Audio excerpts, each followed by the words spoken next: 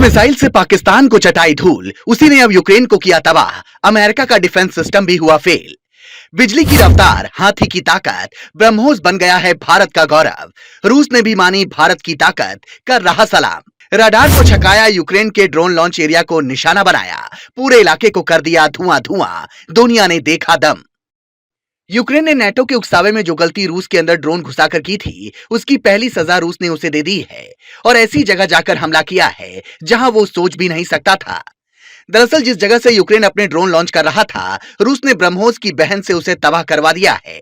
यह हमला इतना ताकतवर था कि पूरा इलाका दहल गया और ड्रोन लॉन्च पैड का अता पता भी नहीं रहा। खास बात यह थी कि इसकी सुरक्षा के लिए अमेरिका का दिया हुआ डिफेंस सिस्टम लगा था, जिसे भेद कर इस मिसाइल ने तबाही मचाई। रूस ने अपने इस हमले में स्कंदर मिसाइल का इस्तेमाल किया है, जिसे ब्रह्मोस की बहन कहा जाता है, क्योंकि ब्रह्मोस को भारत और रूस की साझेदारी में बनाया गया है और इस मिसाइल में भी लगभग उसी तकनीक का इस्तेमाल किया गया है जिस तरह भारत ने पाकिस्तान के डिफेंस सिस्टम को हिलाया था। उसी तरह से इस मिसाइल ने भी यूक्रेन के डिफेंस सिस्टम को धाराशाही कर दिया। भारत ने पाकिस्तान पर ब्रह्मोस से हमला किया था, जबकि रूस ने स्कंदर मिसाइल का सहारा लिया है। तो चलिए विस्तार से जानते हैं कि इस मिसाइल की खासियत क्या है। रूसी स्कंदर मिसाइलों की गति 6 से 7 मैक है। इसकी सटीकता 5 से 7 मीटर तक है। यह हाइपरसोनिक श्रेणी की मिसाइल है। इसकी रेंज 500 से 1000 किलोमीटर तक है। यह बेहद एक उन्नत रूसी सामरिक बैलिस्टिक मिसाइल सिस्टम है, जिसे छोटी और मध्यम दूरी की सटीक हमलों के लिए डिजाइन किया गया है। इसका पूरा नाम 9K720 स्कंदर है। इसे रूस ने साल 2006 में अपनी सेना में शामिल किया था।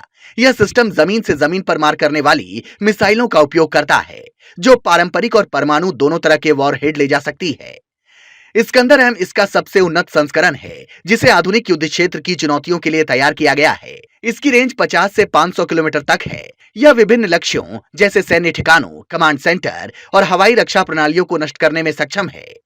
इसकी खासियत इसकी गतिशीलता, सटीकता और रडार से बचने की क्षमता है। यह मोबाइल लॉन्चर पर तैनात होता है, जिससे इसे तैनात करना और एक जगह से दूसरे जगह ले जाना बहुत आसान होता है। स्कंदर मिसाइल सिस्टम अपनी गति, सटीकता और रडार रोधी विशेषताओं के लिए जाना जाता है। इसकी मिसाइलें 6 से 7 मैक की गति तक पहुंच सकती हैं, जो इसे हाइपरसोनिक श्रेणी में लाती हैं। यह क्वासी बैलिस्टिक प्रक्षेप वक्र का पालन करती है, जिससे यह उड़ान के दौरान अप्रत्याशित युद्धाभ्यास करती है, जिससे इसे रोकना मुश्किल हो जाता है। स्कंदर एम में रडार डिकॉय तैनात करने की क्षमता भी है, जो दुश्मन के रडार को भ्रमित करते हैं। अगर स्कंदर मिसाइल की तुलना ब्रह्मोस से की जाए तो आपको समझ आएगा कि इनमें कितनी समानताएं हैं। ब्रह्मोस 2.8 से 3 मैक की गति से उड़ती है, जो इसे सुपरसोनिक बनाती है, जबकि स्कंदर 6 से 7 मैक की हाइपरसोनिक गति तक पहुंचती है। ब्रह्मोस कम ऊंचाई पर समुद्र स्कीमिंग या सीधी उड़ान पथ अपनाती है, जबकि स्कंदर क्वासी बैलिस्टिक प्रक्षेप वक्र का उपयोग करती है। ब्रह्मोस की रेंज 290 से 800 किलोमीटर है, जो इसके उन्नत संस्करणों में बढ़ाई गई है। स्कंदर की रेंज 500 किलोमीटर तक सीमित है, लेकिन इसकी हाइपरसोनिक गति इसे तेजी से लक्ष्य तक पहुंचाती है। ब्रह्मोस को मुख्य रूप से जहाज रोधी और जमीन पर हमले के लिए डिजाइन किया गया है। इसे जमीन, समुद्र, हवा और पनडुब्बी से लॉन्च किया जा सकता है। स्कंदर मुख्य रूप से सामरिक बैलिस्टिक मिसाइल है, जो सैन्य ठिकानों और रक्षा प्रणालियों को नष्ट करने के लिए उपयुक्त है।